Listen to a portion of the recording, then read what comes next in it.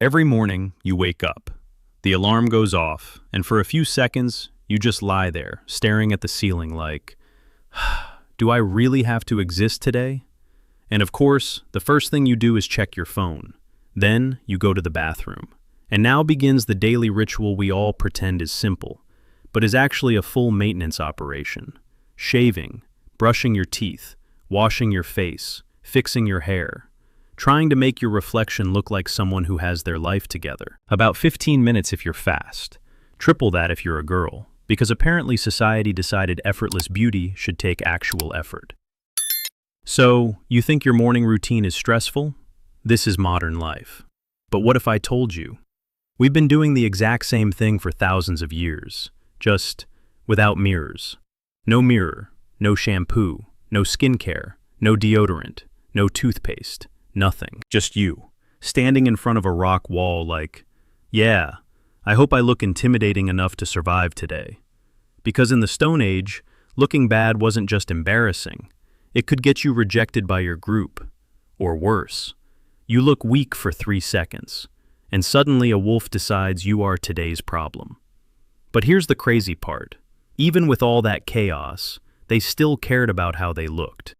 So the question is, why was a caveman worried about fashion, while literally running from extinction? Welcome back to Decode. Today we are going back 30,000 years, a time before mirrors, before brands, before self-care routines. And yet somehow, humans were already obsessed with one thing, looking important. Not looking pretty, not looking clean, just, do I look like someone you should not mess with? Because in prehistoric life, beauty wasn't about aesthetics. It was about survival, status, and intimidation. And honestly, not much has changed. Prehistoric fashion was just flexing mode. Let's start with fashion. If something was shiny, rare, or slightly dangerous, they wore it. That was the entire fashion industry. Animal teeth? Necklace. Claws? Necklace. Random shiny stone? Also necklace. A bone that looks kind of cool? Double necklace. At that point, it wasn't fashion. It was basically, I survived something that tried to kill me, and I brought a souvenir. And the bigger the animal, the better your social status. So if you walked into a group wearing a necklace made of a lion's teeth, people didn't ask, where did you get that? They asked, okay, who are you leading today? Because prehistoric luxury wasn't expensive, it was dangerous. Modern brands show money. Prehistoric fashion showed survival. Body paint was the original personal branding. Now let's talk about makeup. Yes, prehistoric humans absolutely used body paint, but not the cute kind. No blush, no lipstick, no subtle contour. Instead, they used red clay, charcoal, dirt, and whatever natural pigment didn't immediately kill them. They would smear it on their face and bodies like, today I am not a person. Today I am a warning sign. Some researchers think it was for rituals or ceremonies. But let's be real, it also probably served another purpose. If I look scary enough, maybe nobody will ask me to hunt today. And it worked. Because imagine seeing someone walking toward you, covered in red and black paint, staring at you silently. You're not thinking, fashion icon.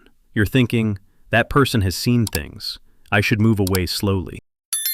Hair care was basically survival chaos.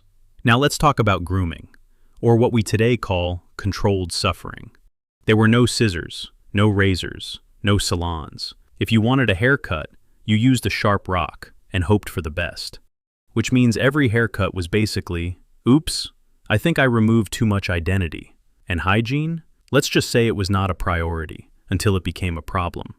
Lice existed, bugs existed, dirt existed everywhere. So grooming wasn't about looking good. It was about, I need these tiny creatures to stop living in my head rent-free. Imagine your daily routine being, check hair, fight bugs, lose the fight, repeat tomorrow. That was self-care in the Stone Age, and somehow, people still showed up looking confident. Why did they even care? Now the big question, why bother at all?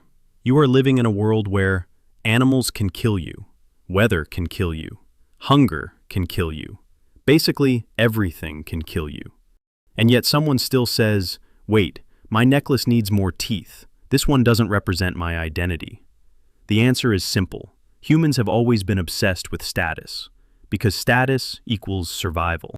Back then it meant strongest hunter, best weapons, most intimidating appearance. Today it means followers, money, reputation, social influence. Same psychology, different costume. We didn't stop caring, we just upgraded the system. Prehistoric flexing was next level. Let's be honest, most prehistoric beauty was just flexing. If you had rare shells, big animal trophies, intense body paint, bones from dangerous animals, you didn't need to speak. Your appearance said everything. I am either the leader or the problem, and sometimes both. There was no subtlety, no quiet luxury. Everything was loud, everything was obvious. Even your necklace basically screamed, I fought something, and I won, probably. Modern comparison. Now imagine a prehistoric human seeing us today. We complain about bad hair days, wrong makeup shade, outfit repeating, not feeling aesthetic enough. Meanwhile, they're like, I fought a wolf this morning and glued its teeth to my chest. Why are you emotionally unstable over jeans? And honestly, they would be confused, because in their world, if you survived the day, you already won. Everything else is optional. So did prehistoric humans care about beauty? Yes, but not in the way we do. It wasn't about looking perfect.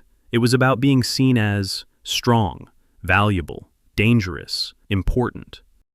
Beauty wasn't decoration, it was communication, a signal that said, I belong here, don't underestimate me. And that's the strange truth about prehistoric beauty. No mirrors, no brands, no filters. Just humans trying to survive, while also trying to look like they deserved to survive. If you enjoyed this journey into the past, hit like, subscribe, and join us again on Decode for more strange stories about humanity. Because somewhere deep in history, a caveman was probably still worried about how he looked. He just didn't have Instagram to confirm it.